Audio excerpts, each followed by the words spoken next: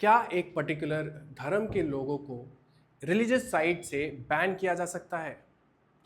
क्या ये जो प्रैक्टिस है वो कॉन्स्टिट्यूशनल है या अनकॉन्स्टिट्यूशनल है?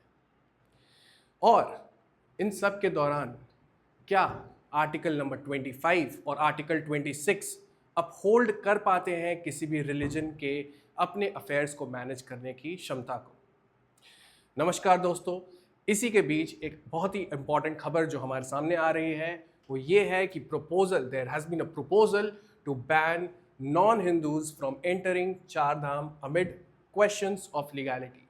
यानी कि ये देखा जा रहा है कि जो छोटा चार धाम है जिसे हम लोग जानते हैं गंगोत्री, यमुनोत्री, बद्रीनाथ और केदारनाथ के नाम से, ये सब जो रिलीजियस साइट्स हैं, यहाँ की जो कमेटी है, इनकी जो हेड कमेटी है, उनका प्रपोजल सामने आ रहा है। और ये प्रपोजल ये कहता है कि हमें नॉन हिंदूज को, जो कि हिंदू धर्म से रिलेटेड नहीं है, जो रिलीजन्स को नहीं मानते हैं, उनको हम लोग बैन करेंगे टेम्पल प्रेमाइसेस के अंडर।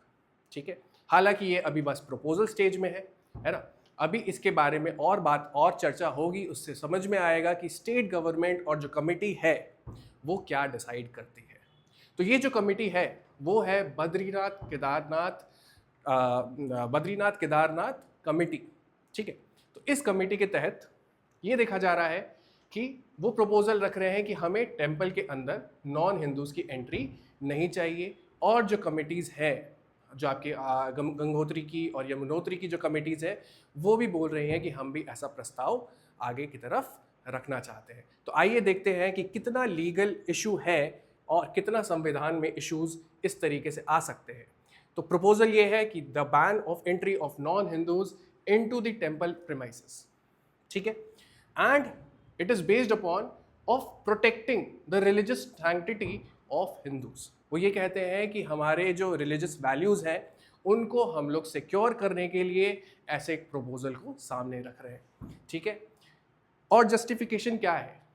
जो जस्टिफिकेशन दिया जा रहा है कमेटी के द्वारा, जो हेड ऑफ द कमेटी हैं श्री हेमंत द्विवेदी, उन्होंने ये कहा है कि इस टाइप का जो प्रपोजल है वो हम इसलिए रख रहे हैं, सबसे पहले हमारा जो फंडामेंटल राइट है अंडर आर्टिकल 25 जो पार्ट 3 ऑफ द कॉन्स्टिट्यूशन में आता है, वो राइट देता है किसी इंडिविजुअल को अपने रिलीजन को प्रैक्टिस करने की, that is freedom to religion.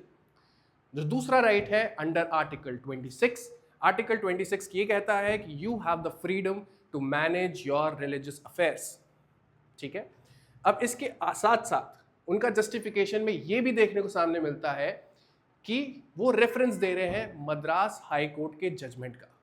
दोस्तों, मद्रास हाई कोर्ट का जजमेंट ये था जो जनवरी 2024 में आया था। वो ये कह रहा था कि हम लोग, जो हाई कोर्ट था उनका जजमेंट ये था कि जितने भी नॉन हिंदूज हैं उनको टेम्पल के प्रेमाइसेस, मतलब कि टेम्पल के जो प्रोमिनेंट लोकेशंस हैं and beyond a certain point, उनकी एंट्री निषेध है, मतलब कि उनकी एंट्री को प्रोहिबिट किया जा रहा है। मामला ये था कि जितने नॉन हिंदूज थे उनका कई बार ये रवैया देखा गया था कि बहुत सारे प्रोमिनेंट लोकेशंस में जाकर वो नॉन वेजिटेरियन फूड खा रहे थे, और उसके अलावा ये भी था कि वो बहुत अपने प्रेयर्स, जो अपने धार्मिक प्रेयर्स हैं, उसको प्रैक्टिस करने की कोशिश कर रहे थे। ठीक है, एक तरीके का बोला जा रहा था कि ये एक पिकनिक स्पॉट जैसा बन गया है, एक टूरिस्ट स्पॉट जैसा बन गया है ना। तो इस वजह से अपना जो आर्टिकल 25 है और आर्टिकल 26 है वो इरोजन ऑफ रिलीजियस वैल्यूज की तरफ हमें लेकर जा रहा है। तो हाई कोर्ट ने इसी बात पे जजमेंट दी थी कि इनको बैन किया जाए एक बियॉन्ड अ पर्टिकुलर पॉइंट, जो कि फ्लैग पोल कहा जाता है, फ्लैग पोल या कोडामरवम, जो कि बैन किया जा रहा था कि इसके बियॉन्ड आप विजिटर्स को अलाउ नहीं कर सकते जो उस धर्म को नहीं मानते। ठीक है, इसके काउंटर में तमिलनाडु की जो स्टेट गवर्नमेंट थी उन्होंने बोला था कि ऐसे लोग जो कि डाइटी में बिलीव करते हैं उनका कॉन्स्टिट्यूशनल राइट्स खराब हो रहा है, उनके कॉन्स्टिट्यूशनल राइट्स को हम लोग ऑनर नहीं कर पा रहे। लेकिन उसको काउंटर करते हुए तमिलनाडु यानी कि मदुराई बेंच, जो कि मद्रास हाई कोर्ट का था, उन्होंने ये फिर भी जजमेंट सुनाया। उन्होंने बोला कि अभी के मौके पे आपको रिलीजियस वैल्यूज जो कि हिंदूज का है उसको प्रोटेक्ट करना ज़्यादा इंपॉर्टेंट है as compare to the secular interest of other communities. ठीक है, तो यहाँ पे आप देख सकते हो, they had given the judgment, install boards in all temples including indicating non-Hindus not allowed beyond flagpole. That was the decision taken by Madras High Court in January 2024. So this has been read as a justification for understanding that such kind of prohibitions, such kind of ban into the temple premises by the non-Hindus, particularly in Char Dham, can also be implemented. ठीक है, अब इसका जो counter है, इनके counter arguments जो आते हैं, जो हम लोग देखते हैं कॉन्स्टिट्यूशन में कैसे एम्बेडेड है, आर्टिकल्स में कैसे एम्बेडेड है, वो हम लोग देखते हैं। तो सबसे पहली बात जो सामने आती है, एक एडवोकेट हैं जिन्होंने क्रिटिक की तरह सामने भी आए हैं, उन्होंने कहा है कि article 19 clause 1 sub clause D, अब इसके अंडर ये भी जो एक फंडामेंटल राइट है, and this is fundamental right to move freely throughout the territory of India. ठीक है, तो ये जो फंडामेंटल राइट है, इस टाइप के बैनिंग या फिर प्रोहिबिशन में वो भंग हो जाता है, मतलब ये आप फंडामेंटल राइट को अपहोल्ड नहीं कर रहे। दूसरी बहुत इंपॉर्टेंट बात इसमें ये कहते हैं कि अगर हम लोग रीजनेबल रिस्ट्रिक्शंस देखें, तो रीजनेबल रिस्ट्रिक्शंस में अगर ये 19 क्लॉज 1 क्लॉज डी में बात करी जाती है, तो इसमें किसी भी प्रकार का जो रिस्ट्रिक्शन है मूवमेंट पे, वो दो चीज़ों से किया जा सकता है।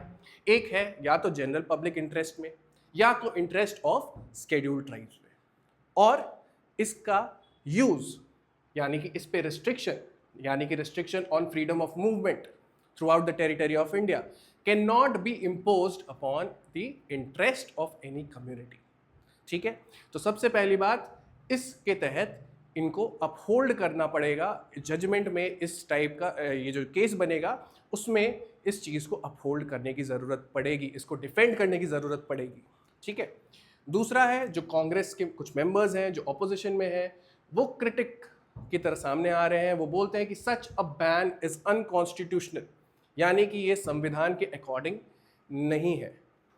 उनका ये मानना है कि ऐसा टाइप का जो बैन है वो बहुत ही हाई पोस्ट ऑफिसर्स को भी बैन करता है वहाँ पे इंटर करने से, यानी कि जो प्रेजेंट सिटिंग गवर्नर है श्री गुरमीत सिंह, उनके अगेंस्ट भी ये बैन इम्प्लीमेंट होता है, मतलब कि वो भी धर्म के अनुसार, क्योंकि वो नॉन हिंदू है इसीलिए वो एंटर नहीं कर सकते।